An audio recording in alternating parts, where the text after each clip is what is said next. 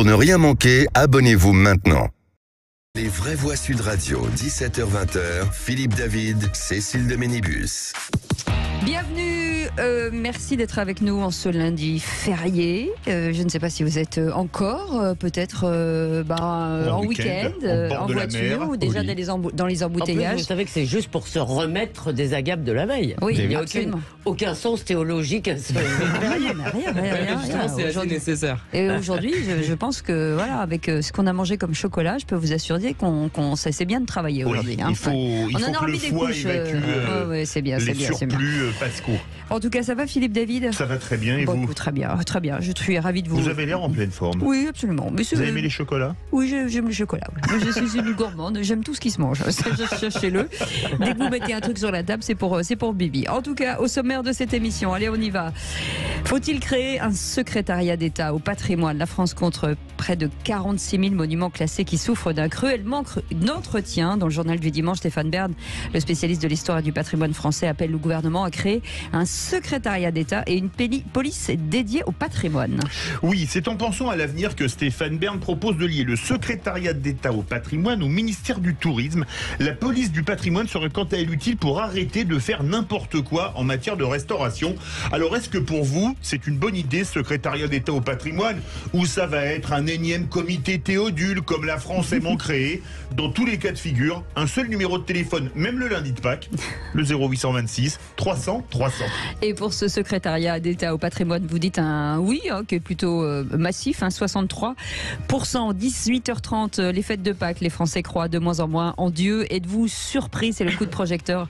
La foi religieuse continue de reculer en France selon un sondage IFOP fiducial réalisé pour Sud Radio. 44% des Français disent croire en Dieu contre 49% en 2021. Un chiffre à la baisse avec des différences marquées selon les tranches d'âge, le lieu d'habitation et le niveau de vie, Philippe. Oui, Cécile, et ce sont les plus jeunes qui croient le moins. Chez les 18-24 ans, 64% des interrogés disent ne pas croire en Dieu. Si on prend l'ensemble de la population, en 1947, c'était déjà un sondage IFOP.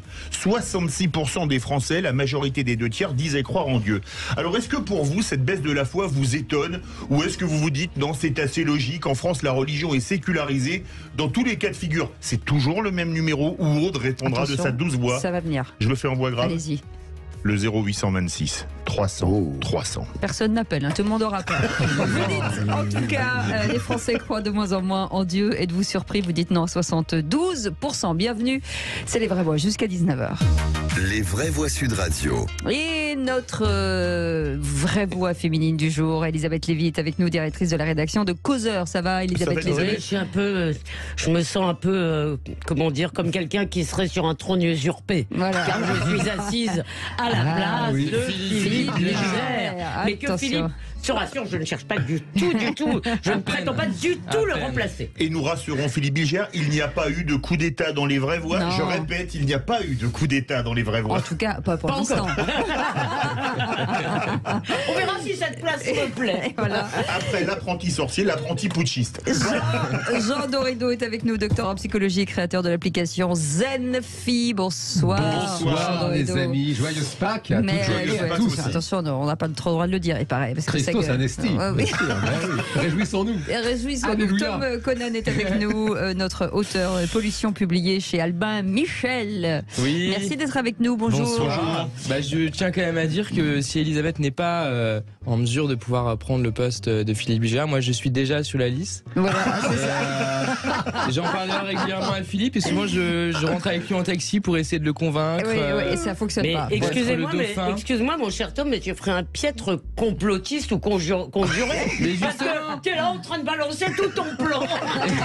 Mais c'est justement. T'es mal barré. Mais c'est pour prendre les gens justement par derrière. C'est d'une certaine façon. Métaphoriquement, bien sûr.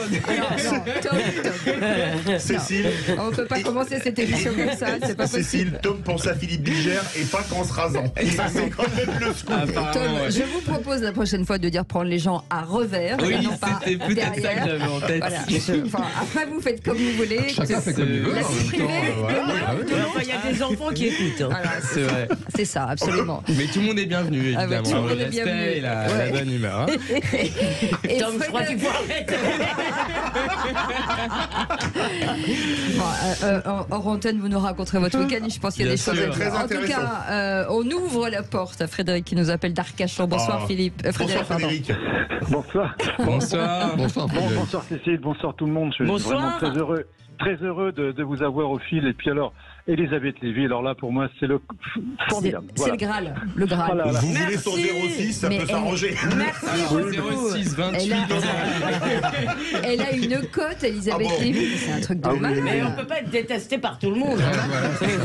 Comment vous faites? Moi, je suis obligée de les payer, les gens. C'est fou, ça, c'est quand même pas... Non, Merci beaucoup, je suis ravie d'être là. Ah oui. Allez, les amis, aujourd'hui, nous fêtons un anniversaire. C'est le 10 avril 1954. L'Assemblée nationale vote. La CED. Non, la TVA. Salut mec. Écoutez. Tu vas bien?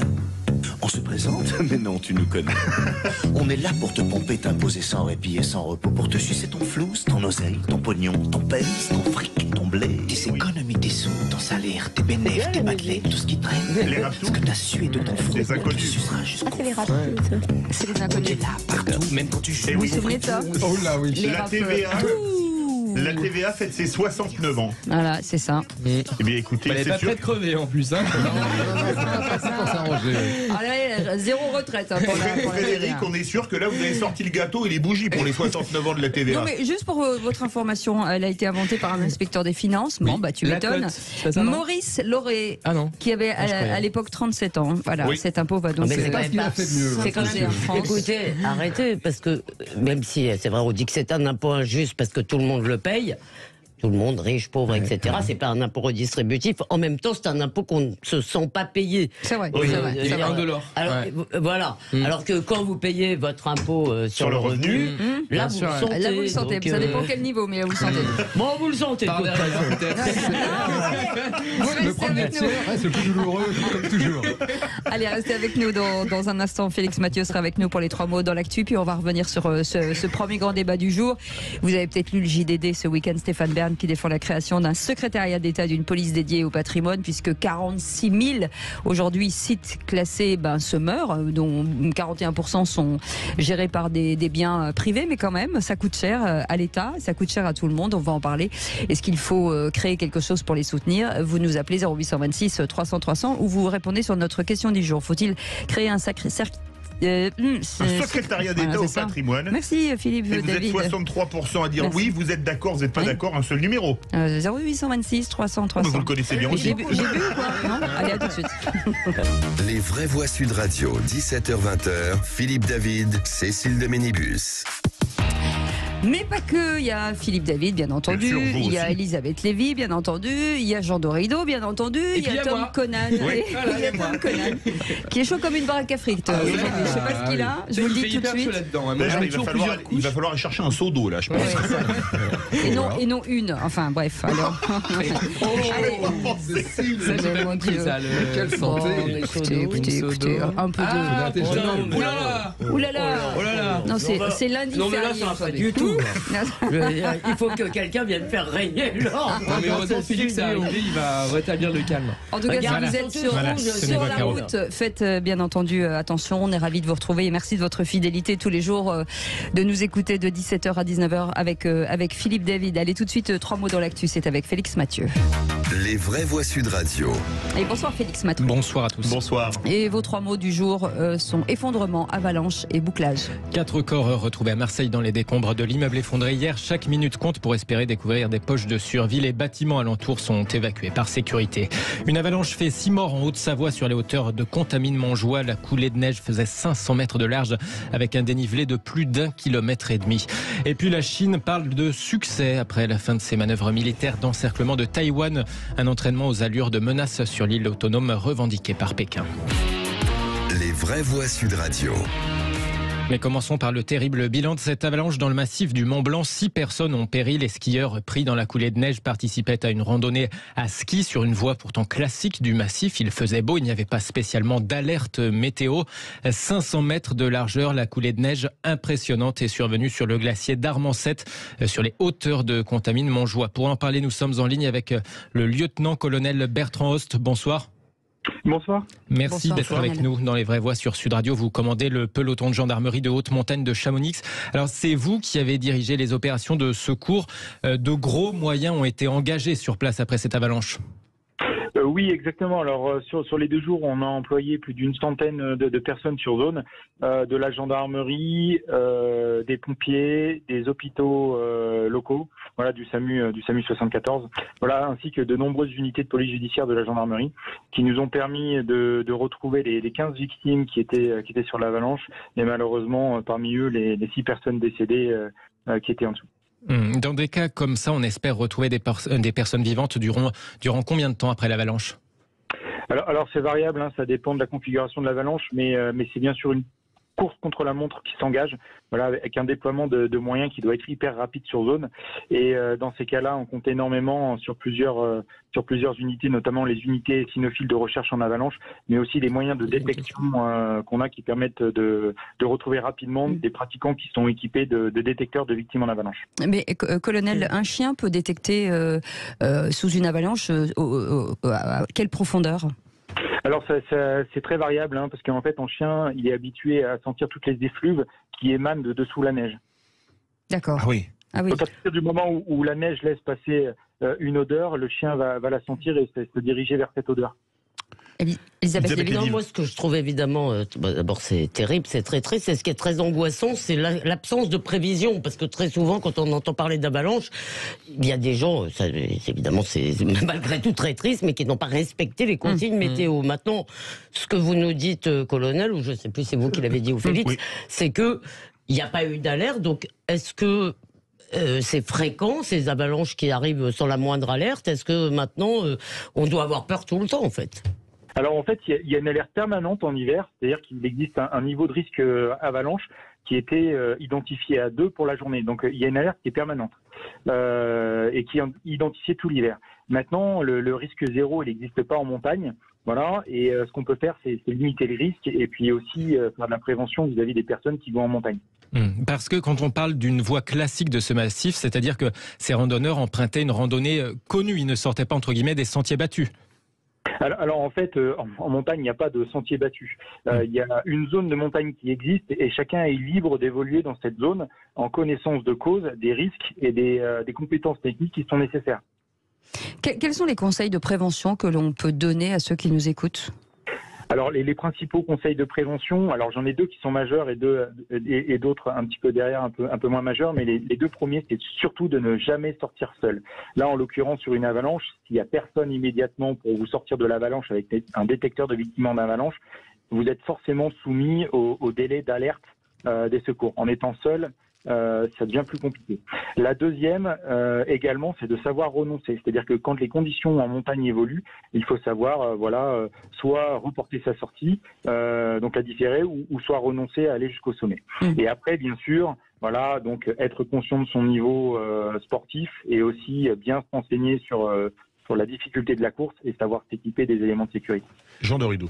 Oui, non, j'avais une question parce que c'est vraiment un bilan extrêmement lourd, enfin de mémoire. Oui. Pour moi, ça fait très très longtemps qu'on n'a pas eu autant de victimes comme ça lors d'une avalanche.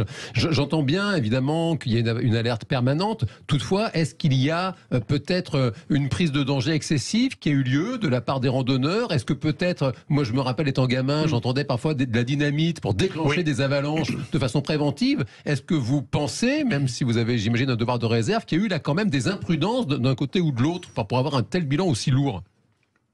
Alors effectivement, c'est une avalanche qui est exceptionnelle, hein, donc c'est pas tous les ans qu'on en a des comme ça.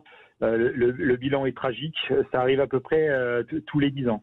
En ce qui concerne les causes et les responsabilités, donc il y a une enquête de police judiciaire qui a été ouverte et confiée à la gendarmerie sous la responsabilité, sous la direction du procureur de la République de Bonneville. Et en fait, toutes les investigations qui vont être menées, qui ont déjà commencé à être menées, et les constatations vont permettre de déterminer justement ces responsabilités. Ah oui. On va vous poser une question de prévention. Moi, quand j'allais skier, on me disait, si jamais tu es pris dans une avalanche, 2 choses. Pendant l'avalanche, essayez de nager pour rester le plus possible en surface de la neige. C'est ce qu'on me disait. Est-ce que c'est faux? Est-ce que c'est vrai? Et deuxièmement, si on est pris sous une avalanche, essayez de faire pipi sous la neige. Si on n'a pas de balise ARVA, les balises ARVA, c'est pour l'aide à la recherche de victimes d'avalanche, parce que les chiens vous retrouvent plus vite. Est-ce que ces 2 choses qu'on m'a apprises sont vraies? Et est-ce qu'il y a d'autres préventions avant, pendant et après l'avalanche, mon colonel? Alors ce qu'on vous a dit est extrêmement vrai. Voilà, essayer de surnager dans l'avalanche. D'ailleurs, on dit souvent qu'il faut enlever voilà, tout ce qui peut nous accrocher à nos skis ou à nos bâtons, c'est-à-dire les dragons, pour éviter de s'enfoncer davantage dans la neige. Donc voilà, surnager, c'est vrai. Après, selon le type de neige, c'est pas toujours facile. Quand vous avez de la neige dure avec des gros blocs, voilà, la neige a tendance à provoquer des traumatismes et voilà, c'est difficile de surnager. Ensuite, pour effectivement le fait d'uriner sous la neige, comme je vous l'ai dit tout à l'heure, les chiens sentent toutes les effluves humaines qui ressortent sous la neige à partir du moment où la neige peut laisser passer ces effluves. Donc ils font bien la différence entre les odeurs qui sont au-dessus à la surface de la neige et celles qui proviennent d'en dessous. Voilà, donc c'est effectivement vrai. Ensuite, ce qu'on peut faire avant, pendant et après, alors pendant on en a un peu parlé, mais avant, il peut être intéressant de bien s'espacer quand on rentre sur des pentes de neige qui peuvent être un peu plus chargées et qui pourraient être plus exposées. Donc effectivement, aussi ne garder qu'une des bretelles de son sac pour pouvoir rapidement se libérer de son sac, enlever les dragons de ses bâtons et déverrouiller les fixations de ses skis, enfin les déverrouiller un peu plus. Voilà, à l'issue, après l'avalanche. Donc ça dépend bien évidemment de savoir si vous êtes pris dans l'avalanche ou à l'extérieur de l'avalanche. Oui. Comme je vous l'ai dit, c'est hyper important de ne jamais être seul parce qu'en fait, la personne qui va donner l'alerte, c'est celle qui sera à la surface. Et la première personne qui va faire du sauvetage, c'est celle qui sera à l'extérieur de l'avalanche avec son détecteur de victimes en avalanche. À savoir qu'au-delà d'un quart d'heure pris sous une avalanche, on perd 50% de chances de survie. En tout cas, merci à tous les services de sécurité qui ont été venus en aide. Merci beaucoup, lieutenant-colonel Bertrand Host, commandant du peloton de gendarmerie de haute montagne de Chamonix. Et on salue bien sûr les secours qui ont travaillé pour secourir heureusement les vivants. Merci beaucoup en tout cas. Merci à vous. On en vient à cette course contre la montre pour les secours à Marseille, Félix Mathieu. Les marins-pompiers espèrent toujours découvrir des poches avec d'éventuels survivants au lendemain de l'effondrement de 2 immeubles. 4 corps ont été retrouvés sous les gravats. Pendant ce temps, 43 bâtiments sont évacués par sécurité dans les alentours. Plus de 200 personnes ne peuvent donc toujours pas rentrer chez elles. Vu la force de l'explosion hier rue de Tivoli, il faut inspecter chaque bâtiment du quartier avant de pouvoir faire revenir les habitants. C'est ce qu'explique Yannick Ohanessian, l'adjoint au maire en charge de la sécurité à Marseille. En fait, le quartier du Camas, globalement, a été impacté, soit par des bris de vitres, de glace, soit par des garages qui ont bougé, des ouvrants de fenêtres aussi qui ont subi des dégâts. C'est tout le travail qui a été engagé dès d'ailleurs la nuit de samedi à dimanche, puisque jour et nuit, les services de la ville, les services techniques sont mobilisés pour y apporter évidemment un diagnostic bâtiment par bâtiment pour regarder si la structure a bougé. Évidemment, la déflagration, le maire l'a rappelé, a été d'une violence inouïe et ça a soufflé un grand nombre de rues dans le quartier. Ça a été ressenti dans toute la ville. Et donc, à ce stade, évidemment, nous faisons ce travail-là, ce diagnostic-là, immeuble par immeuble. L'adjoint en charge de la sécurité à Marseille, Yannick Ohanessian, au micro Sud Radio de Lionel Maillet. Une personne, en tout cas, qui était envisagée disparue, s'est manifestée auprès de ses proches, a indiqué le parquet.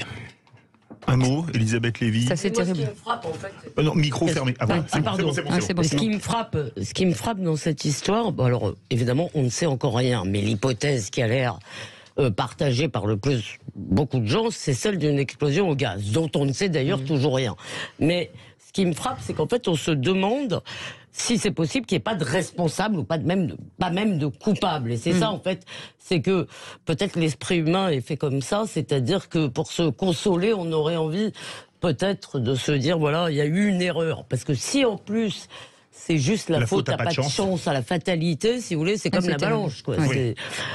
C'est difficile à faire mais je trouve que c'est justement, même si c'est 2 événements tragiques qui sont très différents les uns des autres, évidemment, on peut un peu les mettre en parallèle. Parce que moi, je suis sur la montagne, moi je connais assez peu l'univers du ski, mais en revanche, je connais assez bien la montagne pour la fréquenter plutôt l'été.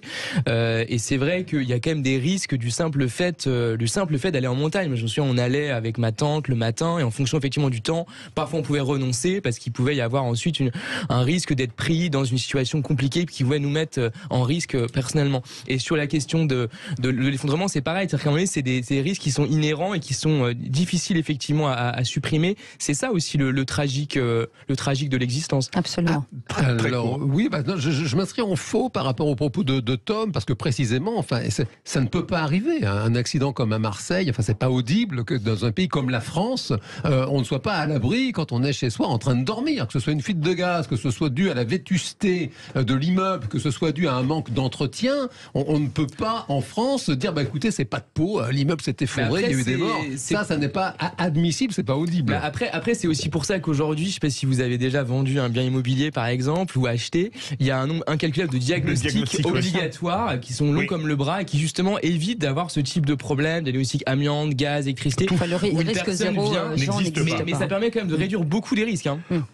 Mais vous pouvez tout simplement avoir juste, c'est ce qu'on m'a expliqué ce matin, donc ma science est toute neuve, un glissement de terrain, quelque chose qui est indépendant de l'erreur humaine. Les géologues, c'est pas fait pour les chiens, il y a des zones non constructibles, enfin non, on peut pas dire que le risque zéro n'existe pas. Vous pouvez pas tout prévoir, ce fantasme de tout prévoir, à mon avis, est fou. Autre sujet, Félix, la Chine se félicite des manœuvres d'encerclement de Taïwan. Oui, l'armée chinoise affirme avoir achevé avec succès ses manœuvres militaires pour encercler pendant 3 jours l'île autonome de Taïwan. Pékin la revendique comme une province de la Chine. Nos troupes se concentrent sur le fait d'être prêtes à combattre à tout moment, de lancer à temps et d'infliger des dommages efficaces, explique un soldat dans cette vidéo de l'armée populaire chinoise.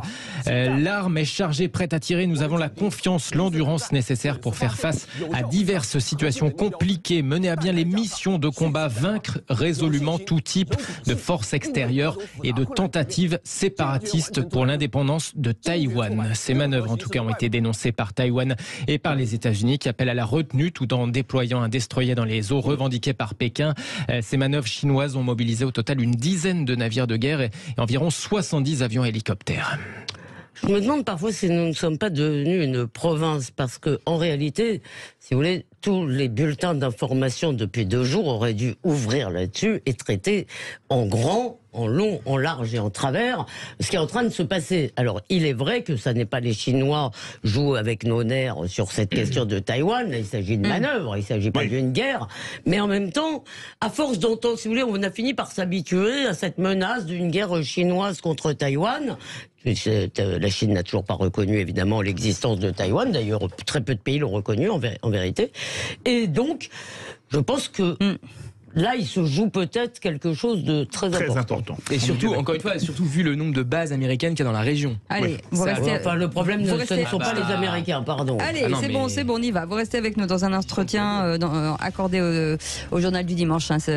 Stéphane Bern défend la création d'un secrétariat d'État et d'une police dédiée au patrimoine, avec 46 000 aujourd'hui sites classés. Beaucoup sont en piteux état. On va en parler dans quelques instants. Vous nous appelez 0826 300 300 si vous voulez réagir à cette question. Faut-il créer donc ce secrétariat d'État ou au patrimoine? Pour l'instant, vous dites oui à 67%. On vous attend. Bienvenue. C'est lundi férié, on le sait, mais nous on est là jusqu'à 19h.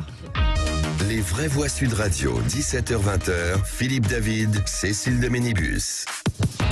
On vous souhaite la bienvenue, les vraies voix jusqu'à 19h avec Philippe David. Aujourd'hui, on accueille Elisabeth Lévy. On est ravis qu'elle soit là. Ça va, Elisabeth? Ça va, la conversation était... Ah ouais, il y a de la conversation.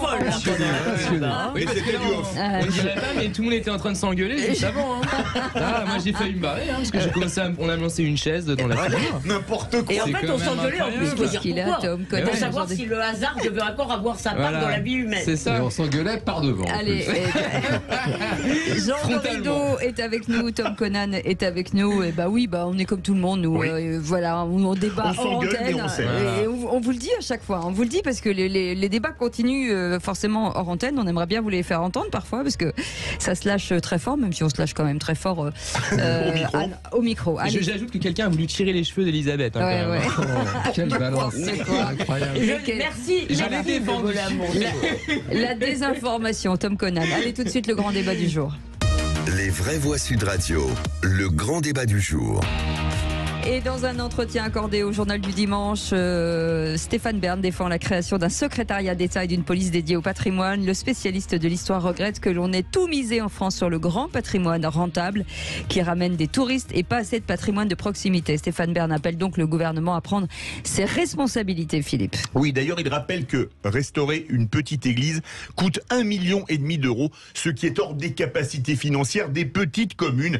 Alors, est-ce que vous pensez qu'il y a eu le loto du patrimoine, il y a la fondation du patrimoine, est-ce que vous pensez qu'il faut un secrétariat d'État au patrimoine, ou est-ce que ça va être un énième comité Théodule qui va permettre de planquer des amis, mais qui n'aura aucun effet dans tous les cas de figure? Un seul numéro, le 0826 300 300. Attends, et à cette question sur Twitter, faut-il créer un secrétariat d'État au patrimoine? Vous dites oui, 67% sont pour. Vous nous appelez bien entendu à ce même numéro et on va accueillir notre invité Christophe Eschliman qui est avec nous, président de l'ARPA, l'Association européenne des entreprises de restauration du patrimoine architectural. Bonsoir, merci d'être avec nous. Bonsoir. Bonsoir. Surtout dans ce jour férié. Bienvenue sur Sud Radio. Avant de revenir vers vous, un petit point avec nos éditorialistes du jour. Est-ce que vous êtes pour, Elisabeth Lévy, de secrétariat d'État au patrimoine, moi, justement? D'abord, vous dites que c'est massif, mais on a vu des votes plus massifs de nos auditeurs. En 67%, c'est 2 tiers. Non, je l'ai dit parce que je trouvais que le mot était joli. Ça n'avait aucun rapport avec la question.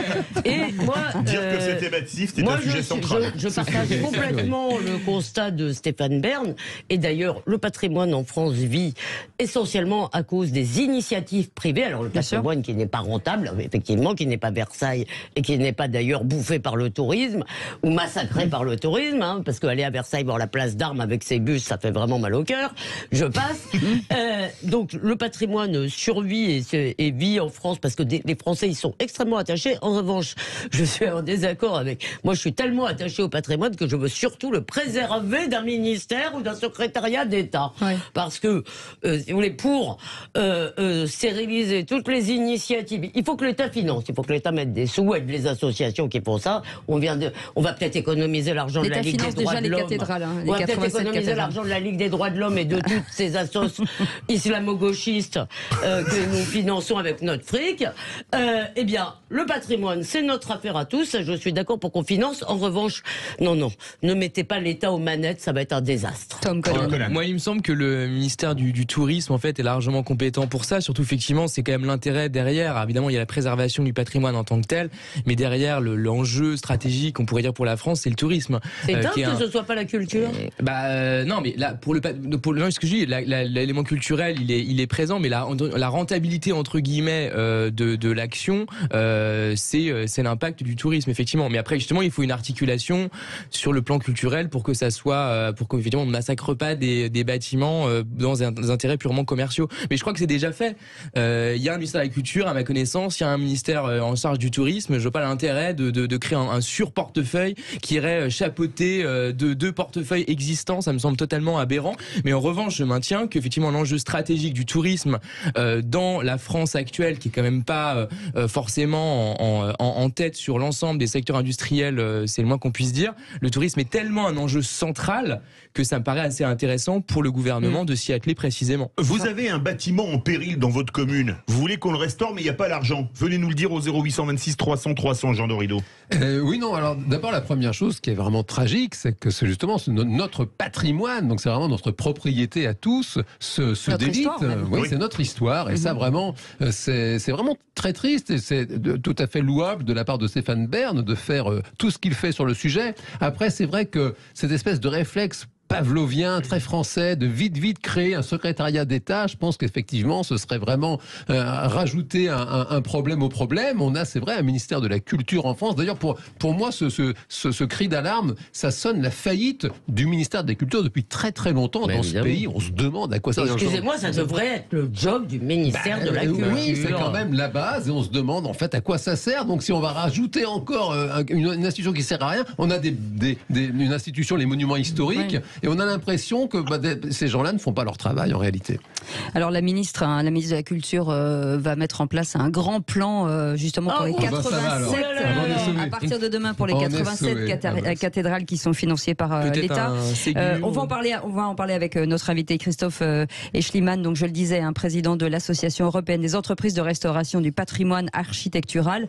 Il y a 4 ans, un incendie faisait brûler en tout cas Notre-Dame. Est-ce qu'il y a eu de la part des Français, de la part du gouvernement, depuis une véritable prise de conscience ? Le sujet est très compliqué parce que j'ai un peu écouté tous les intervenants. Aujourd'hui, le patrimoine est déjà suivi au sein du ministère de la Culture par la sous-direction du patrimoine. Il n'y a pas rien qui existe. Je pense que le propos de Stéphane Bern, c'était un peu la peur de noyer, enfin la peur. Ce qui existe depuis toujours, c'est que le patrimoine, dans une certaine mesure, est assez petit au sein du ministère de la Culture. Et créer un secrétariat d'État, pour lui, peut avoir des incidences, je pense, dans son propos, à des incidences pour focaliser un secrétariat d'État dédié au patrimoine, afin que le patrimoine ne soit plus, je dirais, un peu noyé au sein du ministère de la Culture. Alors pour répondre à votre question, Notre-Dame de Paris, l'incendie de Notre-Dame de Paris a suscité énormément d'émoi, a poussé à énormément de dons, et aujourd'hui Notre-Dame de Paris est restaurée sur des deniers, je dirais entre guillemets privés. Donc c'était la vitrine. C'est toujours pareil en pareil cas. On focalise, on a une image, et puis tous les gens se resensibilisent à un sujet qu'on voit au quotidien, qui dans sa commune n'a pas une église et des choses comme ça. Donc patrimoine religieux. Alors Stéphane Bern, dans son propos, distingue le patrimoine religieux des monuments historiques classés, parce que là on peut confondre. Il y a 45 000 monuments historiques, un peu plus de 45 000 monuments historiques classés, mais on compte à peu près 45 000 églises, synagogues, mosquées et ainsi de suite sur le territoire, et toutes de loin ne sont pas classées monuments historiques. Donc sur cette partie n'intervient pas l'État. Voilà, et c'est ce qui est abandonné un peu, je dirais abandonné à la charge des communes. Voilà. Christophe Eschliman, les vraies voix veulent vous poser des questions. Oui, je réagis aussi à ce que disait Tom, c'est qu'il me semble, moi je pense que le tourisme de masse c'est une des plus grandes catastrophes que l'humanité ait produites. Et en même temps ça rapporte beaucoup d'argent. D'accord, excusez-moi, je pense néanmoins, pardon, je finis. Donc je pense que c'est une catastrophe, et que Notre-Dame ni Versailles n'ont été conçus pour accueillir 10 000 ou 20 000 ou 30 000 personnes par jour et pour être noyés dans les fumées d'échappement. Donc, est-ce que, déjà, il va pas falloir faire comme, par exemple, dans certains sites des États-Unis, vous ne pouvez pas y aller si vous n'avez pas, par exemple, comment elle s'appelle cette île, là, très jolie, Manhattan. D'accord, non. Mais il y a des endroits qui, comme Lascaux, vont demain être fermés, où la tour de Pise, le Vésuve, sera extrêmement réglementé. Alors moi, je ne dis pas qu'il faut les interdire, mais Lascaux, par exemple, on ne peut plus y aller aujourd'hui, on va dans la copie. C'est vrai. Est-ce qu'il va falloir quand même, discipliner le tourisme, parce que moi je suis persuadé qu'une des raisons de l'incendie de Notre-Dame, ou des nombreux désastres qu'il y a souvent dans nos monuments, c'est quand même aussi le tourisme de masse. Une fréquentation mais délirante. Je veux dire, c'est pas fait pour ça. Pompéi, par exemple, vous avez raison. Herculanum, je crois qu'on peut encore, mais et la tour de Pise non plus. Je ne savais pas ça pour la tour de Pise. Pour aller dans le sens d'Elisabeth, ce qui est très triste dans le fond, tout ça, c'est la folklorisation du patrimoine en réalité, parce qu'il n'y a plus de vie en fin de compte. On va en parler. Bon, les églises, plus personne n'y va. Il y a des régions entières de France qui sont devenues des déserts. Plus personne n'y vit. Même un monument aux morts, quand il y a du monde qui se réunit le 11 novembre, il y a un entretien qui est fait de façon naturelle, parce qu'il y a la vie qui circule là-dedans. Et là, aujourd'hui, c'est vrai que c'est triste d'entendre que le tourisme est une ressource si importante pour la France. La France devient une espèce de vaste musée, et un musée, c'est la mort en réalité. Il n'y a plus de vie, et je suis touché. On n'a plus de... Comment dire, il y a pas longtemps à Alençon. Alençon, jadis, c'était une ville prospère. Il y avait de la dentelle, personnel, il y avait plein de gens qui vivaient là-bas, il y avait de la prospérité. Et donc la question de la conservation du patrimoine ne se posait pas parce que c'était dans la vie du quotidien des gens. Aujourd'hui, c'est devenu un désert, il n'y a plus personne. Justement, et c'est ça le problème. Il me semble que là, de notre vie. On est parfaitement là dans la contradiction du sujet, c'est-à-dire que Jean a raison en disant ce qu'il vient de dire à l'instant, et Elisabeth a raison aussi sur le tourisme de masse. Mais il y a une contradiction, on peut avoir le beurre et l'argent du beurre. On peut pas d'un côté vouloir sanctuariser le patrimoine avec des bâtiments où l'accès est limité, où on conserve le bâti, etc. On en fait vraiment des objets extrêmement spécifiques avec des régimes juridiques spécifiques, etc.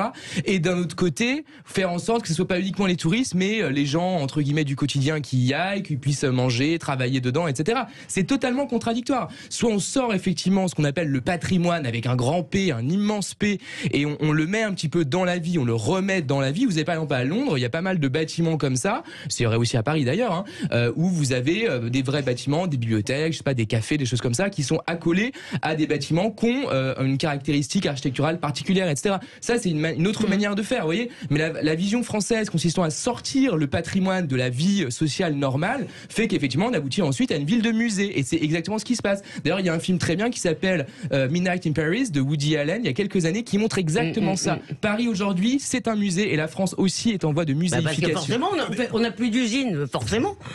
Ça va avec. Avant de donner la parole à Christophe Eschliman, on part au 0826 300 300. Rebonsoir Frédéric. Oui, bonsoir à tous.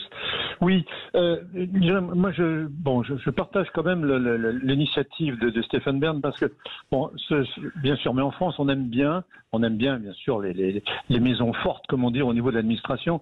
Et je pense que pour pouvoir défendre le budget alloué aux monuments historiques, enfin au patrimoine en général, une entité séparée serait quand même plus efficace, parce que j'ai bien peur qu'au niveau du ministère de la Culture et tout ça, les budgets alloués au patrimoine soient bien souvent dilués ou plus ou moins affectés à d'autres choses. Alors qu'un secrétariat, quelqu'un de fort, disons, à ce secrétariat, pourrait peut-être politiquement, puisqu'on aime beaucoup ça ici, imposer, si vous voulez, et utiliser au mieux ces fonds. Alors Christophe, on va faire réagir Christophe Eschliman. Christophe Eschliman, quand on entend les témoignages des vrais voix, vous allez réagir, et celui de Frédéric, les budgets du ministère de la Culture pour la sous-direction du patrimoine, est-ce que on restaure vraiment ce qui mérite d'être restauré? Alors, vous me passerez l'expression, mais ça, les goûts et les couleurs, ça ne se discute pas. Ou est-ce parce que, tiens, là, on est copain avec le sénateur ou avec le député de la commune et que donc, c'est plus facile pour avoir les budgets?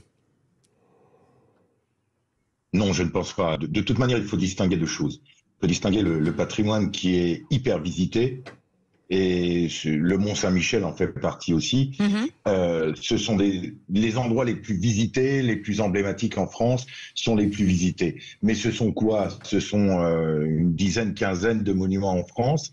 Et puis, à côté de cela, on a tout un patrimoine rural, on a le patrimoine des villes moyennes, le patrimoine des petits villages. Que serait un village en France sans son église au milieu du village? Ce serait quand même assez bizarre. Et je veux dire, et tout ce patrimoine-là fait partie de l'identité des territoires, fait partie de ce qu'on a l'habitude de voir, de ce qu'on voit, et qui fait le caractère même de nos paysages. Donc, je veux dire, c'est vrai que tout focaliser sur les monuments importants, oui, ça fait aussi partie de l'attraction de la France dans une certaine mesure. Et c'est vrai que Versailles est sûrement un emblème de ce qui est la survisite, si je puis m'exprimer ainsi, de monuments. Donc, mais c'est quand même pas le cas de bon nombre de monuments, de bon nombre d'endroits qui sont visités par les touristes locaux, par des choses comme ça. Et je veux dire, il faut pas vouloir caractériser le patrimoine, les budgets du patrimoine par rapport à ça. Alors, pour répondre à votre question sur l'influence politique, je suppose que l'influence politique, pour avoir des crédits, puisse fonctionner. Je suppose que ça fonctionne, mais je pense pas que je sois, si tu es copain avec un sénateur, que tu puisses avoir des budgets. Et les budgets sont alloués en direction régionale des affaires culturelles pour ce qui est des monuments classés, sous l'égide du préfet. Excusez-moi, mais je ne pense pas que ce soit que ce n'est pas une histoire de jeu politique et ce genre de choses. Non, mais pour les fracs, par exemple, les acquisitions des fracs, si vous voulez, c'est pas politique. Les foires d'art contemporain. Les fonds régionaux d'art contemporain ont acheté de la daube, et toujours la même, si vous voulez, et sur grande échelle. J'avais vu un ticket de Monoprix acheté sur une plaque contreplaquée, une fortune. Parce que, si vous voulez, il y a une espèce de milieu. Mais moi, je voulais vous poser une question parce que j'ai été curieuse de votre titre. En fait, vous vous occupez d'entreprises qui restaurent le patrimoine. C'est ça, hein? Oui. Donc, ce qui m'intéresse, moi, j'ai croisé par pur hasard beaucoup de gens, en fait, qui sont des gens qui travaillent dans le privé et qui travaillent dans le patrimoine. Et j'ai quand même le sentiment qu'il y a une initiative privée, un investissement, soit d'associations, soit même d'entreprises, qui fait vivre tout ce patrimoine qui, effectivement, n'est pas Versailles ou voilà. Justement, oui, moi, c'est un peu une réflexion que j'avais aussi, c'est-à-dire que finalement, en séparant le patrimoine de la ministère de la Culture, est-ce qu'il n'y a pas un risque de figer les choses? Parce que quand on voit le patrimoine, à la fois, c'est un mot très beau, surtout en France, quand on voit la richesse de ce patrimoine-là. Les féministes veulent qu'on dise matrimoine. Voilà, mais c'est vrai que patrimoine, ça peut aussi signifier quelque chose, voilà, qui est immobile, qui ne bouge pas, qui est dans l'immuable, ce qui peut être une bonne chose dans certains cas, mais pas forcément dans tous les cas. Et moi, ce que je trouve intéressant, c'est des initiatives, alors parfois qui sont effectivement un peu commerciales aussi, d'une certaine façon en effet, mais où justement on va un peu mélanger des éléments de patrimoine avec la création contemporaine que moi je défends, contrairement à Elisabeth, et avec des initiatives qui peuvent toucher à la mode, à d'autres industries françaises également. Ça veut rien dire, la création contemporaine. Si, ça veut dire la création c'est de la daube, mais ça veut dire contemporain n'est pas de la daube. Les amis, ça veut dire les artistes qui sont vivants, ça que ça veut dire la création contemporaine. En tout cas, on salue toutes les initiatives privées de gens qui rachètent des châteaux, des églises et qui les retapent même en faisant des visites, parce que ça reste quand même si ça ne nous appartient plus, ça appartient quand même au pays.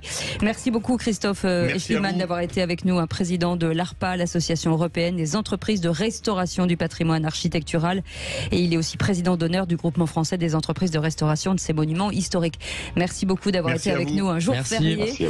Vous restez avec nous dans un instant. Le Kikadi. On l'attend. À tout de suite. Les vraies voix Sud Radio, 17h-20h, Philippe David, Cécile de Ménibus. J'ai dit Ducamp? Oui, c'est le régime. Ducamp, c'est le régime. Ah oui, c'est ça. Parce que j'ai faim. On vous souhaite la bienvenue. C'est les vraies voix jusqu'à 19h avec nos éditorialistes du jour. Elisabeth Lévy est avec nous, Tom Conan est avec nous. Et pourquoi je veux encore vous appeler Jean du Jardin? Je ne sais pas. Jean Dorido. Il y a un petit je sais pourquoi. Parce que c'est une belle plante. Qui parle-t-on? De Jean Dorido. Vous croyez pas que c'est une belle plante, Jean Dorido? Écoutez, si vous le dites. Ah, du jardin, d'accord. C'est ça. Tom, bonjour, il a fallu à peu près 27 secondes à Tom. Moi, je suis hyper nul pour les blagues. Mais après, quand c'est une blague de merde, je me dis, mais quand elle est meilleure. Je propose qu'un jour on fasse un Kikadi avec toutes les blagues pourries. Le problème, c'est que vous avez un an devant vous ou pas? Allez, tout de suite, le quiz de l'actu. Les vraies voix Sud Radio. Le quiz de l'actu. Et c'est Frédéric d'Arcachon qui est avec nous. Frédéric, tout va bien? Oui. Frédéric, vous allez devoir choisir contre qui vous allez gagner. En tout cas, essayez de gagner. Contre Elisabeth Lévy, contre Jean Dorido ou contre Tom Conan. C'est à vous de décider. Je vais affronter Jean Dorido. Allez. Aïe. Et nous, on est avec vous, Frédéric. Oui, c'est ça. Voilà. Mais Elisabeth, c'est pour ça. C'est pour que je vous garde avec moi. Voilà. Trop gentil. Et par contre, moi, je suis pas ultra bonne en Kikadi, mais je vais essayer de ne pas. Je vais essayer de pas vous décevoir. Moi, on voit que ma contribution n'est même pas mentionnée. Non, mais non. Mais t'es malheureuse. Tom, vous avez bien vu qu'il y a un petit crush entre Elisabeth et Frédéric. Un petit crush. Et d'ailleurs, je pars à Arcachon tout de suite. Avec plaisir. Alors, le numéro de téléphone d'Elisabeth Lévy, c'est le 06. Allez, c'est une question Kikadi. Kikadi, Emmanuel Macron est un forcené retranché à l'Élysée. Je l'ai entendu ce matin. Pierre Rosanvallon. Non, Vallot. Boris Vallot, bonne réponse d'Elisabeth Lévy. Boris Vallot, député PS des Landes. Bravo. Allez, deuxième Kikadi. Kikadi concernant l'éventuelle suppression des subventions à la Ligue des droits de l'homme Gérald Darmanin a exprimé une position personnelle sur la Ligue des droits de l'homme. Ah oui, bonne réponse d'Elisabeth Lévy. Ça c'est facile, c'était le sujet de ma chronique ce matin. Je crois que sur la je enlever le point du coup. Excusez-moi, je crois que les... Mais le point, tu l'as avec moi, banane. Oui, mais c'est un point symbolique.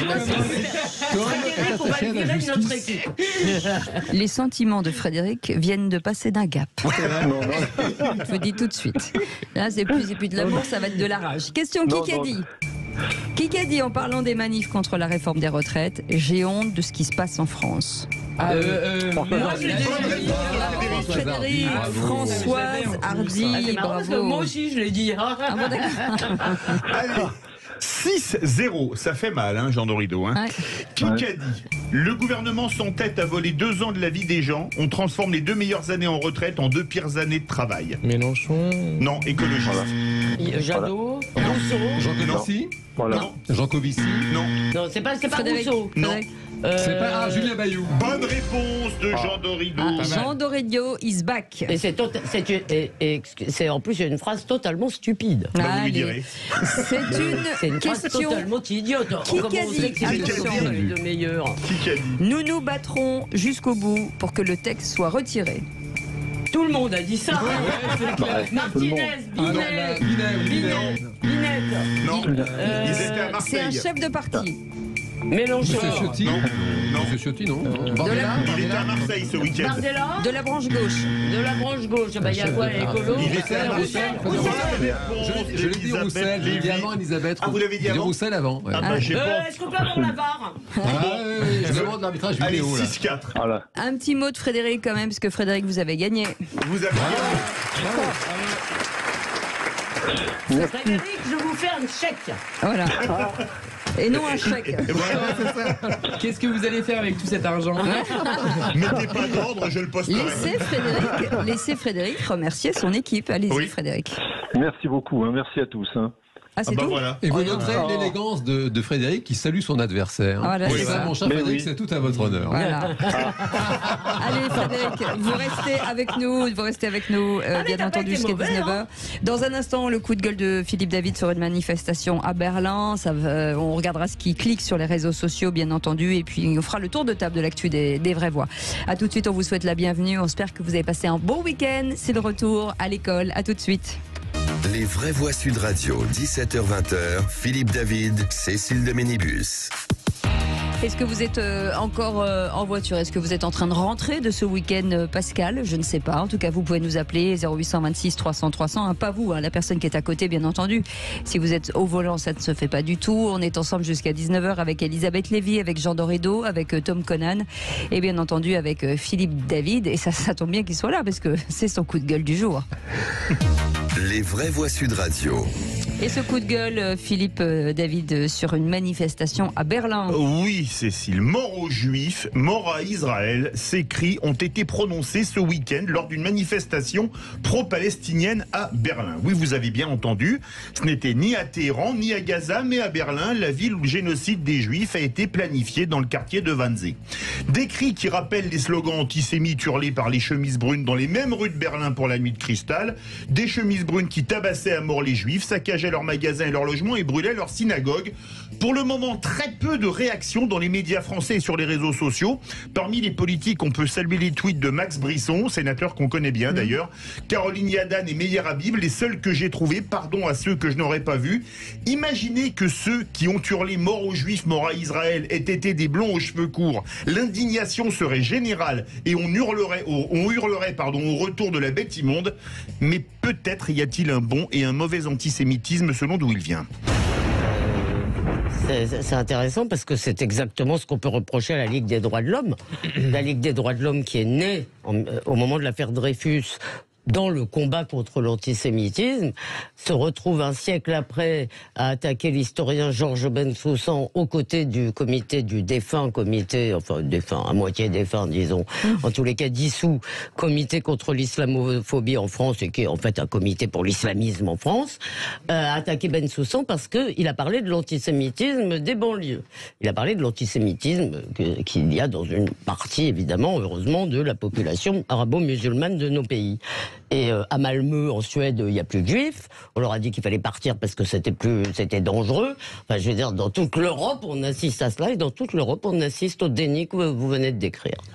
Mais non, mais en tout cas, ouais, j'ai vu effectivement passer votre tweet avec cette manifestation. C'est assez terrifiant. C'est pas la première fois effectivement que ce genre de manif existe. Hein. Il y a plusieurs pays où il y a déjà eu plusieurs fois ce genre de propos. C'est quand même souvent relayé. Là, je note effectivement pour l'instant, ça l'est quand même assez peu. Mais effectivement, le vrai problème sous-jacent, on pourrait dire qu'il est quasiment un problème intellectuel, c'est qu'il y a certaines personnes qui ont du mal. C'est triste, mais c'est même tragique, mais à faire la distinction, disons, entre l'antiracisme véritable, qui est parfaitement nécessaire, indispensable, dans lequel on se reconnaît a priori tous, et l'antiracisme qui, derrière, peut cacher une autre forme de haine, qui peut être l'antisémitisme, qui peut être l'homophobie, qui peut être ce que vous voulez. Et donc, tout le problème, c'est qu'il ne faut pas recouvrir tout un aspect du problème sous prétexte que vous défendez une belle cause, qui est, par exemple, l'antiracisme. Et ça, c'est quelque chose, Caroline Fourest, par exemple, le dit assez souvent, c'est assez juste. Et effectivement, c'est un problème qu'on retrouve dans plusieurs pays. Jean de Rideau. Oui, non, c'est vrai qu'il y a une espèce de cécité de la gauche française, notamment, sur l'antisémitisme d'extrême gauche. C'est vraiment tragique. Il y a le procès de la rue Copernic, là, en ce moment, là, qui a repris un attentat qui avait fait des morts dans une synagogue. Et déjà à l'époque, il y avait une espèce de réflexe pavlovien, comme ça, pour chercher toujours l'antisémitisme à l'extrême droite, alors que il y a bien sûr, il y a un antisémitisme d'extrême droite, c'est vrai, il y a depuis toujours un antisémitisme d'extrême gauche. Pardon de le rappeler, l'Allemagne, on se rappelle la RDA, les connexions de Carlos à l'époque, avec tout le gratin des services secrets de l'Allemagne de l'Est à l'époque. Et c'est vrai que c'est assez...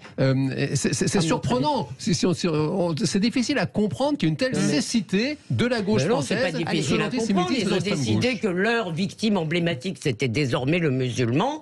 Donc cette victime ne peut pas être elle-même coupable. Alors je voulais juste rajouter un élément d'information, parce que c'est un antisémitisme pas seulement d'extrême gauche, c'est un antisémitisme qui est en grande partie islamique ou islamiste, si vous voulez. C'est pas un antisémitisme qui tombe du ciel, et qui a d'ailleurs cours dans beaucoup de pays musulmans de façon massive.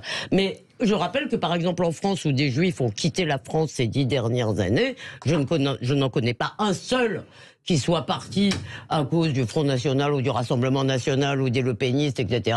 Et ils sont tous partis à cause de la montée de l'islam politique. Oui, alors je rejoins Elisabeth Lévy. Toutefois, il y a un antisémitisme d'extrême gauche. Oui, bien sûr, c'est un fait, une vieille tradition antisémite à l'extrême gauche. Mais là, ils sont collés les deux, c'est ça que je voulais dire. Tout de suite, ça fait du clic sur les réseaux sociaux.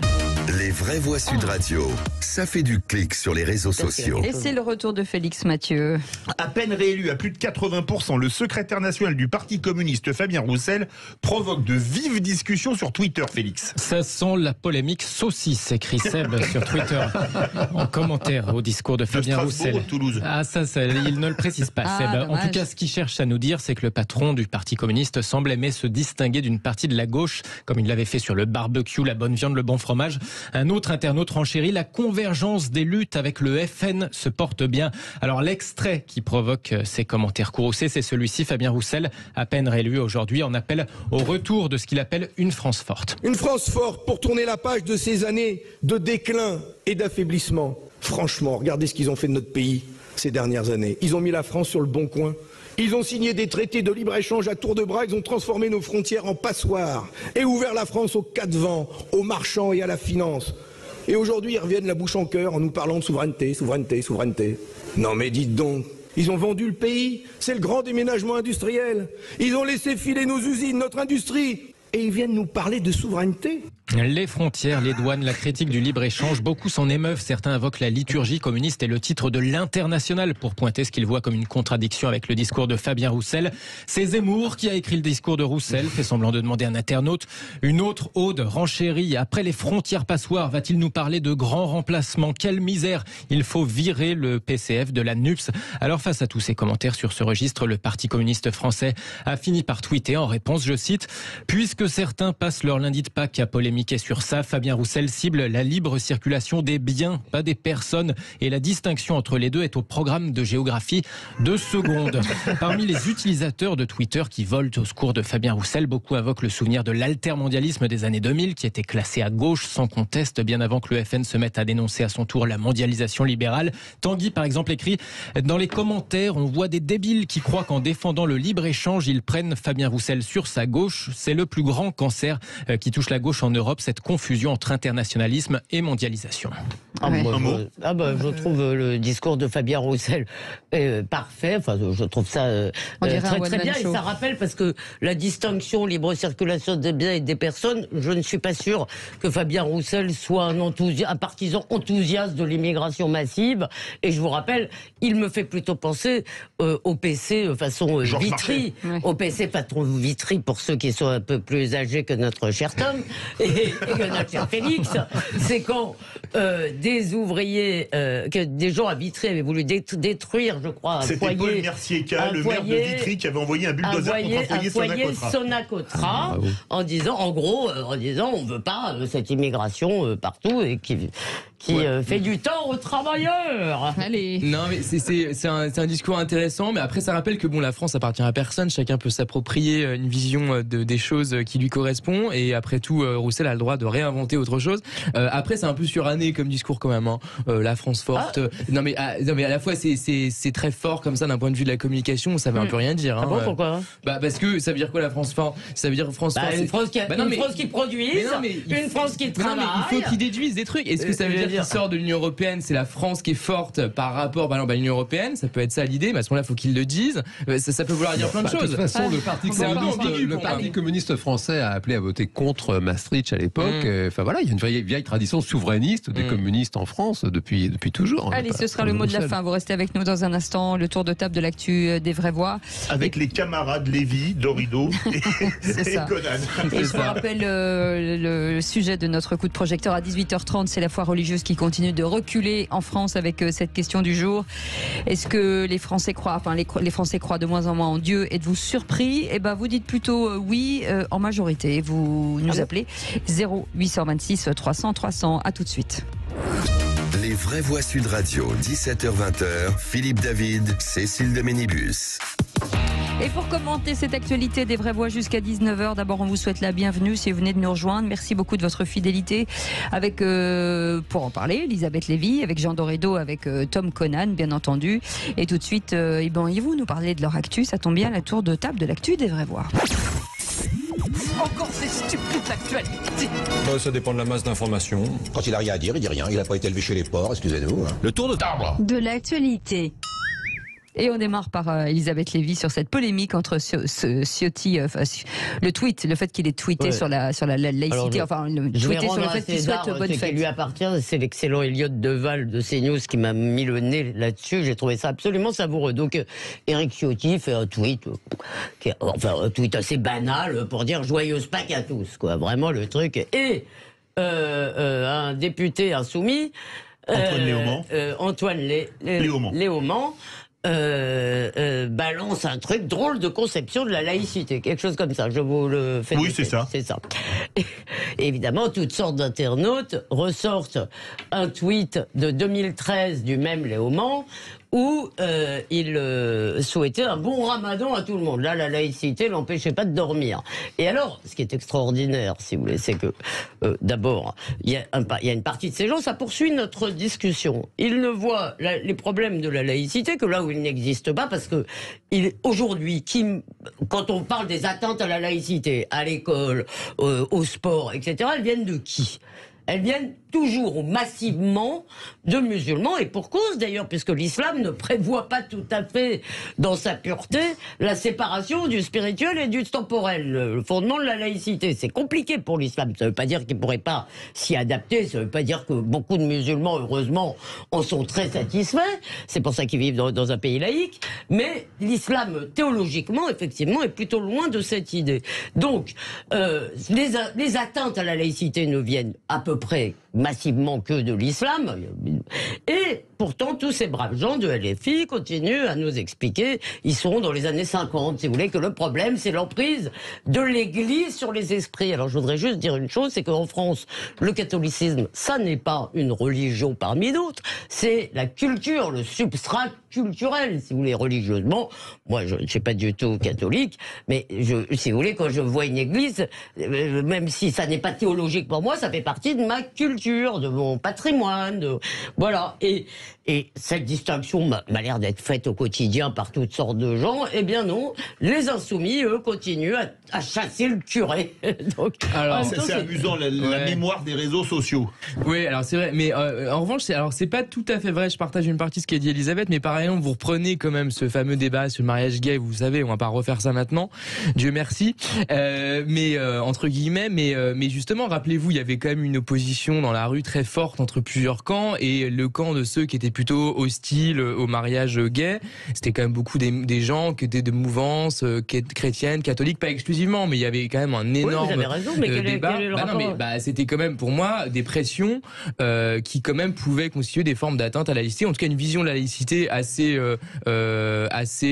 éculée. Donc la laïcité prévoit le mariage gay, là vous êtes un peu audacieux. La laïcité prévoit une séparation entre l'Église et l'État, et la vision religieuse, en fait, selon eux, devait finalement triompher pour faire en sorte que cette loi ne soit pas votée. Donc d'une certaine façon, c'était une pression. Et récemment, un tout petit détail dont j'avais parlé sur cette station, il y a Bilal Hassani, vous savez, qui avait voulu faire un concert dans une église il y a quelques temps, qui avait été désacralisé en désaffecté depuis 500 ans. Exactement. Et qui c'est qui l'a emmerdé? Justement, des groupes catholiques. Donc il y a encore des pressions. J'ai pas dit d'abord qu'il n'y en avait aucune. Non, mais donc là, ces deux exemples que je voulais donner, ça existe quand même. Celles qui nous posent un problème au quotidien, ce ne sont pas celles-là. Et par ailleurs, c'est deux exemples importants que j'ai donnés. S'il vous plaît.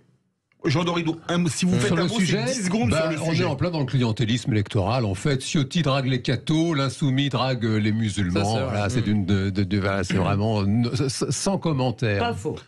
Jean Dorido, vous voulez parler de la psychologie du genre, très court. Oui, parce que c'est dans le Figaro, en fait, il y a un très très bel entretien que j'invite tout le monde à lire. Deux femmes viennent de sortir un essai. Il y a une militante féministe qui s'appelle Marie-Jo Bonnet et puis une gynécologue qui s'appelle Nicole Athéa. Elles viennent de sortir un essai sur les effets du lobby trans. Il y a manifestement un lobby trans en France et dans le monde, et ces deux femmes expliquent que ce lobby trans a tendance à effacer notamment les mères, puisqu'il y a une vraie problématique autour, par exemple, de ces femmes trans qui apparaissent dans la filiation parce qu'elles ont donné leur sperme pour engendrer un enfant sans passer par la case maternité, et pour cause, puisqu'on rappelle que quand on dit femme trans, c'est le sexe de destination. Un homme trans, c'est une dame au départ qui devient un homme, une femme trans, c'est un homme qui devient une femme, et elle s'inquiète, et ça fait écho d'ailleurs à quelque chose qui a été observé en Suède, qui a été, je dirais, à l'avant-garde de la transition de genre. Elle s'inquiète du nombre énorme de petites filles qui veulent devenir des garçons, notamment sur fond d'une espèce d'homophobie intériorisée. Elles aiment les femmes, ça arrive à des gens très bien, et n'osant pas, si vous voulez, assumer cette orientation sexuelle, elles préfèrent entamer une transition de genre pour devenir des petits garçons, quitte après à détransitionner avec toutes les problématiques psychiques et physiques que ça entraîne. Ce lobby trans, en plus, d'abord, il endoctrine des jeunes, et c'est assez grave. Il y a beaucoup de problèmes dans le sport, dans les prisons. Bon, je vous le passe. Mais surtout, c'est un lobby d'une méchanceté. C'est-à-dire que dès qu'on n'est pas d'accord avec eux, alors là, c'est d'une violence. On vient de m'envoyer quelque chose qui s'est passé aux États-Unis, où une jeune femme qui était dans une équipe de natation où une trans elle s'y oppose. Elle a été dans une université. Eh bien, la direction de l'université s'est associée aux militants pour dire qu'elle ne devait pas y parler. Enfin bon, il y a une intolérance de ce lobby terrible. Ouais, alors bon, il y a peut-être des cas à la marge. Ce qu'a dit Jean était intéressant, mais ça permet de pointer les limites effectivement de certaines visions des choses sur le genre. Néanmoins, s'il y a une discrimination, s'il y a une intolérance vis-à-vis de personnes, c'est quand même beaucoup plus les personnes trans que de la part du lobby trans. Je suis désolé. Moi qui fréquente honnêtement beaucoup de lieux lieux, de bars, de restos, de boîtes qui sont LGBT friendly avec des personnes trans. Qui interdit des conférences? À un moment donné, qui interdit aux activistes, aux militants féministes d'entrer dans certaines facs? Non, mais là, vous parlez de gens qui peuvent être extrémistes dans leur vision. Je partage pas du tout ça. Ce que je dis, c'est que les personnes trans sont beaucoup plus victimes que auteurs de violence. Faut quand même à un moment donné arrêter excusez-moi, on entend beaucoup parler de violence aussi. Honnêtement, moi, tout ce que je vois, c'est des personnes qui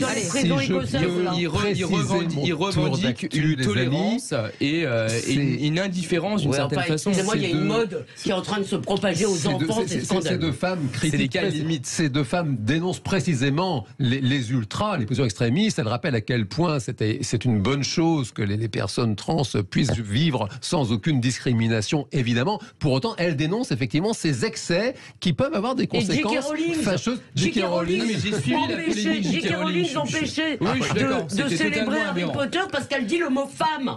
Parce qu'elle a dit qu'une femme, c'est quelqu'un qui a ses règles. Elle a dit une femme, c'est quelqu'un qui a ses menstruations. C'est ça qu'on lui reproche. Elle a aussi beaucoup insisté, ce qui a un peu distillé le doute dans ses réelles pensées. C'est aussi ça qui a été le problème. Elle a quand même beaucoup insisté. Elle a fait d'autres tweets. Après, elle a fait des tribunes, etc. On ne vous réconciliera pas. On va parler des smartphones, Tom Conan. Smart, vous savez que smart, ça veut dire intelligent. Et aujourd'hui, il y a une tendance assez intéressante, sans transition, c'est le cas de le dire, qui est le dumb phone. Alors dumb, ça veut dire idiot. Donc en fait, les gens de plus en plus, parce qu'ils en ont marre d'être en permanence asservis par leur propre téléphone, Dixie Finkelkraut, et donc ils veulent, qui n'en a pas. Et donc voilà pourquoi. Et donc pour viser une sorte de détox digital d'une certaine façon, il y a un retour de vieux téléphones, notamment le 3310, qui est un vieux téléphone Nokia qui a été un grand succès, qui est en train d'être refabriqué. Et donc en fait tout ça c'est intéressant parce qu'au-delà de la tendance conso en matière de produits high-tech, c'est qu'en fait les gens commencent à un peu marre d'être en permanence asservis par leurs applications, leur TikTok, leur Instagram, leur Facebook, etc. et veulent prendre la distance par rapport à tout ça et arrêter le digital. Eh ben moi j'ai une solution à apporter, vous l'éteignez. Le portable. C'est vrai, c'est une autre manière. On le fracasse contre un mur. C'est dingue ces gens qui disent qu'ils sont asservis par leur téléphone et ils sont asservis par leur propre. Oui, c'est eux. C'est toujours comme ça. C'est eux qui décident. Vous faites comme moi, vous l'éteignez et comme ça vous fait un détox. C'est vrai. Ça marche aussi. Mais c'est tellement facile. C'est tellement efficace. Vous restez avec nous dans un instant. Le coup de projecteur. On va revenir sur cette foi religieuse qui continue de reculer en France. 44% des Français disent croire en Dieu contre 49% en 2021. Ça chute, ça baisse. Et est-ce que vous êtes surpris? Non, vous n'êtes pas surpris. À 80%, je vous ai dit l'inverse tout à l'heure, mais tout à l'heure j'ai menti. Allez, à tout de suite. Je vous confesse. Les vraies voix Sud Radio, 17h-20h, Philippe David, Cécile de Ménibus. Les coulisses de notre émission de 17h à 19h. Arrêtez de tirer les cheveux d'Elisabeth, Jean. Les vraies voix. Bientôt, vous savez, c'est comme un sitcom. On va filmer les coulisses et on va les mettre sur les réseaux sociaux. C'est un peu un sitcom en antenne. Moi, je ne veux pas vous le dire. Mais c'est vrai qu'ils m'ont tiré les couettes. D'ailleurs, j'en ai plus. Franchement, c'était limite. Mais après, elle sait se défendre aussi. Elle a foutu une de ses torgnoles. La trace.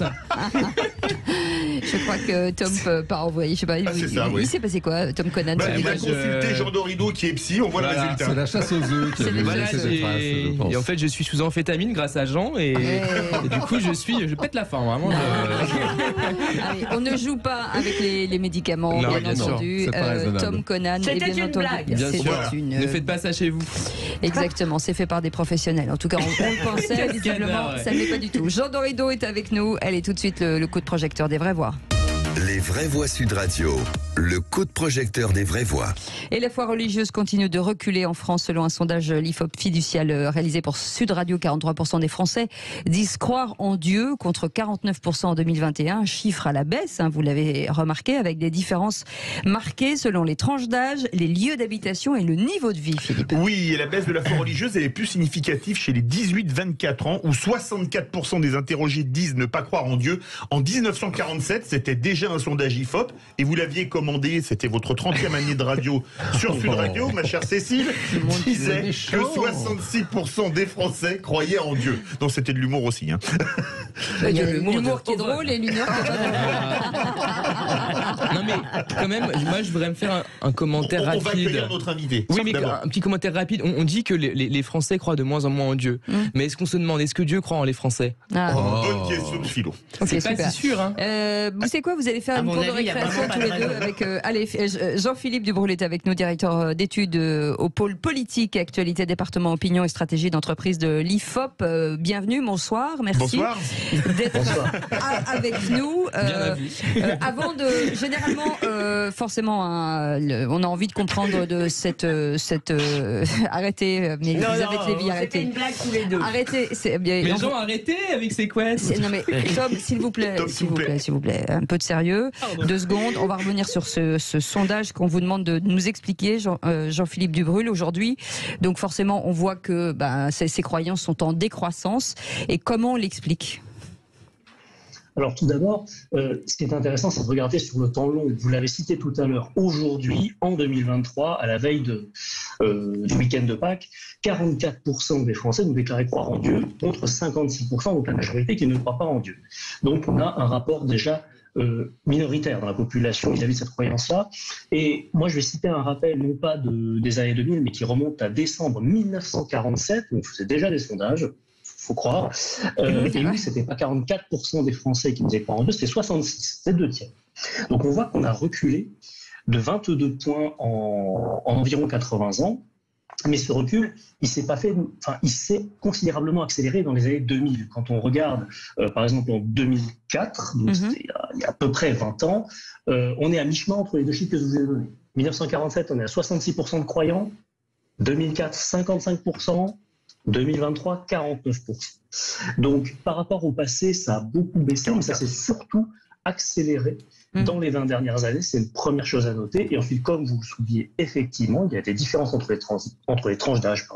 En gros, si je schématise, plus on est vieux, plus on est croyant, plus on est jeune, moins on est croyant. Ça, j'enfonce peut-être une porte ouverte en disant ça. Mais ce qui est intéressant, c'est que même chez les plus âgés de l'échantillon, c'est-à-dire les personnes âgées de 65 ans et plus, c'est kiff-kiff. 50% de croyants, 50% de non-croyants, alors que les plus âgés sont une population, et étaient traditionnellement une population particulièrement croyante. C'était la seule qu'on voyait dans les lieux de culte, notamment chrétiens. Donc même chez les plus âgés, on va dire, des Français, il y a ce mouvement de recul de la religion. Oui, alors Elisabeth Lévy. Oui, ce qui m'étonne un petit peu, c'est qu'en fait, ces 50 dernières années ont été les grandes années d'arrivée, d'installation, d'implantation de l'islam en France. Et d'après ce que je peux voir, alors là, c'est vraiment pas scientifique, j'ai quand même le sentiment que cette baisse de la croyance, elle se joue pas du tout de la même façon dans le monde musulman et même chez les Français musulmans, où on voit par exemple beaucoup de jeunes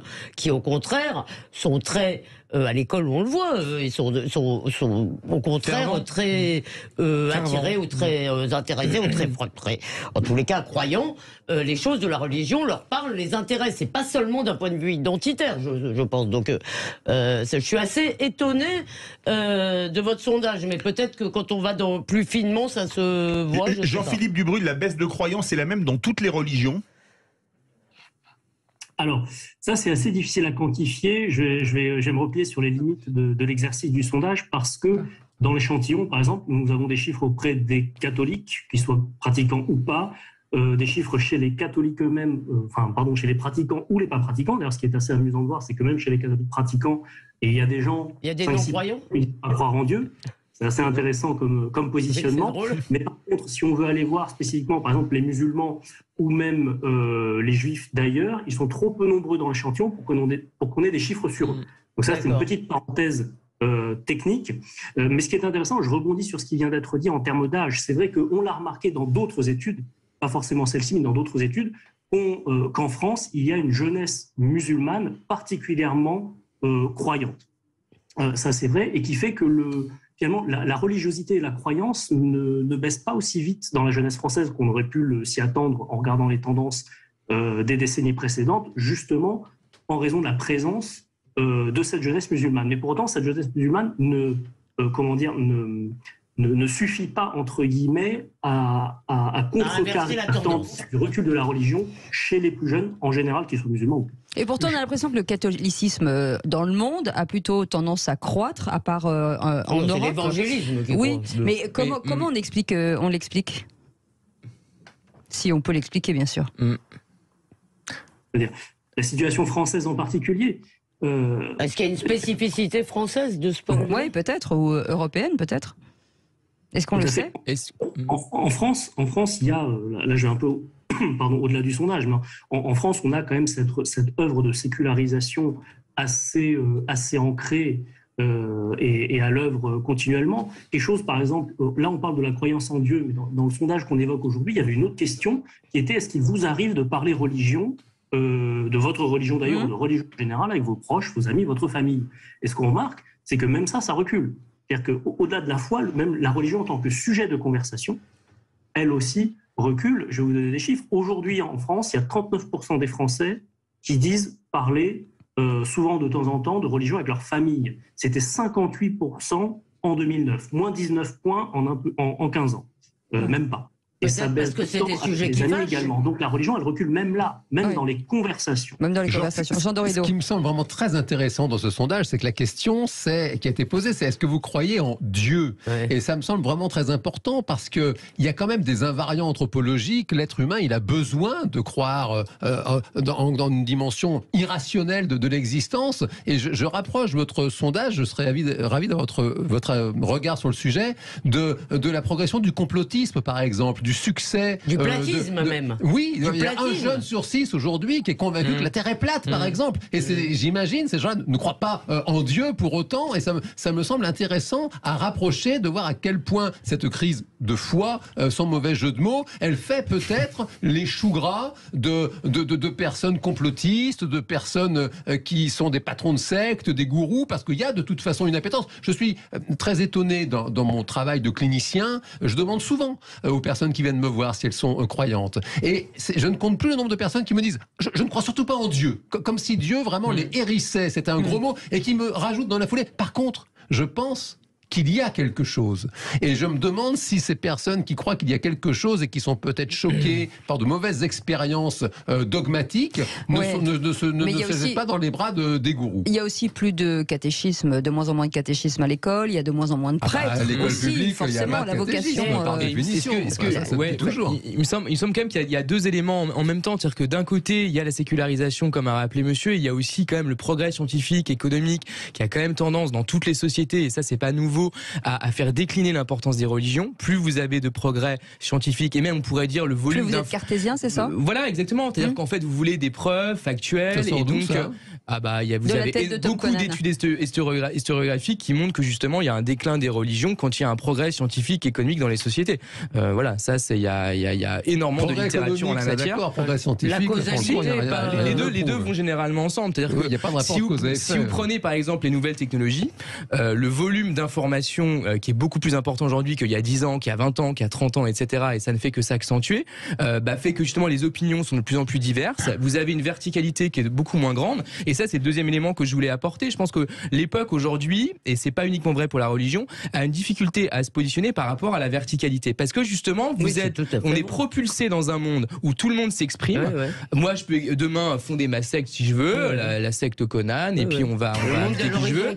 Exactement. Et donc, voilà, et donc tout ça mêlé avec ce progrès scientifique, dans la communication, le volume d'informations, font effectivement que c'est très difficile de se dire voilà, je me reconnais en un Dieu avec un grand D, éventuellement peut-être la notion de Dieu, l'idée de Dieu avec un petit d, donc l'idée de transcendance, l'idée effectivement de quelque chose d'un au-delà, etc., peut subsister, mais les trois religions monothéistes, effectivement, qui convoquent, alors c'est un peu différent dans le judaïsme, mais une idée quand même de Dieu comme étant une verticalité qui s'impose à nous d'une certaine façon, avec le catéchisme qu'il y a par exemple dans le catholicisme, qui traduit assez bien cette idée. Ça, c'est une idée qui est de plus en plus difficile à intégrer dans les esprits les plus jeunes. Oui, mais est-ce que vous ne pensez pas que l'accompagnement qui est, lorsqu'on était petit, dans les jardins d'enfants, c'était souvent des associations catholiques, c'était souvent des personnes âgées, c'était aussi des associations, on en a peut-être de moins en moins. Il y a un exemple qui est très mystérieux et qui intéresse beaucoup les historiens, mais sur lequel on n'a jamais...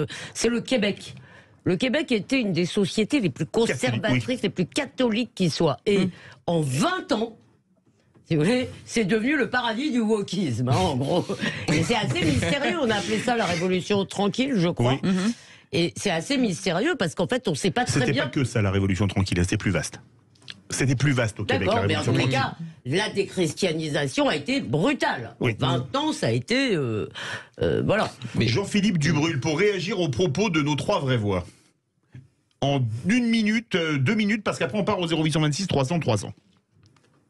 Lui, il fait du sondage, donc oui, en tout cas, mais non, justement, pour rebondir, on a justement fait pas mal de sondages sur ces croyances alternatives. En tout cas, Monsieur Dorido citait tout à l'heure le platisme. La croyance en la sorcellerie dans les disciplines de divination, etc., qui sont fortes, qui sont très fortes chez la jeunesse. Je crois qu'on est autour quand même de 30% des plus jeunes qui croient au moins un petit peu à, non pas forcément une idée d'être supérieur. Là, on parlait de Dieu. C'est vrai que le débat se pose. Est-ce qu'au-delà d'un être, d'une puissance supérieure, il n'y a pas des puissances occultes par ailleurs? Et ça, c'est une idée qu'on a mesurée qui rentre très fortement, beaucoup plus qu'avant en tout cas, chez une partie de la jeunesse. Alors, c'est aussi accompagné, je pense notamment au mouvement féministe qui se réclame de la figure des sorcières, qui ont contribué aussi à réhabiliter ou à remettre au goût du jour cette...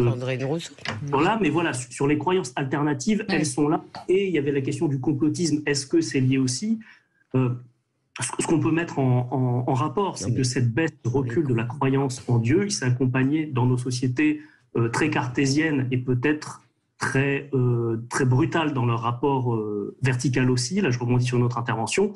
La religion recule, mais les croyances New Age reviennent. Oui, c'est ça. C'est ça. Et on a vu à l'occasion notamment de la crise du Covid. Alors 0826 300 300, Frédéric qui est avec nous. Frédéric, vous vouliez réagir sur il y a, selon vous, un rejet justement de la religion aujourd'hui? Oui, alors je pense qu'il faut séparer deux choses. Entre la croyance en Dieu et surtout en France, le rejet de la religion catholique. Parce que il y a vraiment un phénomène, on se croirait un petit peu en 1905. Il y a vraiment un rejet. Alors je pense qu'on mélange un peu les deux. Beaucoup de gens se disent ne croient pas croire en Dieu parce qu'ils rejettent la religion, essentiellement la religion catholique. Parce que je ne pense pas que parmi les protestants ou parmi les gens de confession judaïque, ce soit pareil. Alors, je pense que beaucoup de gens ne se posent pas la question, croient-ils en Dieu ou pas? Ils ne croient pas en la religion, ils la poussent, mais je pense que beaucoup de gens, intrinsèquement, croient en Dieu, mais n'osent pas, ça leur fait peur. Et parce qu'en croyant en Dieu, on se pose aussi la question de l'au-delà, on se pose, qu'y a-t-il après? Qu'y avait-il avant? Qu'y a-t-il après? Et je pense qu'il y a un refus de se poser cette question. Et quant l'essor de l'islam, je dirais que l'essor de l'islam, c'est pas l'essor de croire en Dieu, c'est l'essor d'une idéologie qui propose un système, sociétal surtout. On ne va pas à l'islam tellement pour croire en Dieu, mais surtout pour croire à un système de société. Puisque, comme le disait fort justement tout à l'heure Elisabeth, il n'y a pas de séparation entre le temporel et le spirituel. Mais je pense que le monde occidental... Mais à quoi voyez-vous, parce que je vois bien qu'il y a une désaffection souvent par rapport au christianisme, mais à quoi voyez-vous le rejet? Moi, je ne le ressens pas tellement, en fait. Je pense que c'est dans les médias où on se moque surtout de la religion catholique, mais je donne la parole à Frédéric. Exactement. Alors, si vous voulez, ça fait son chemin. Alors, il y a ce phénomène, les gens ne savent pas trop pourquoi d'ailleurs, mais on bouffe du curé parce que ça risque rien et puis Oui, c'est ça, c'est plus facile.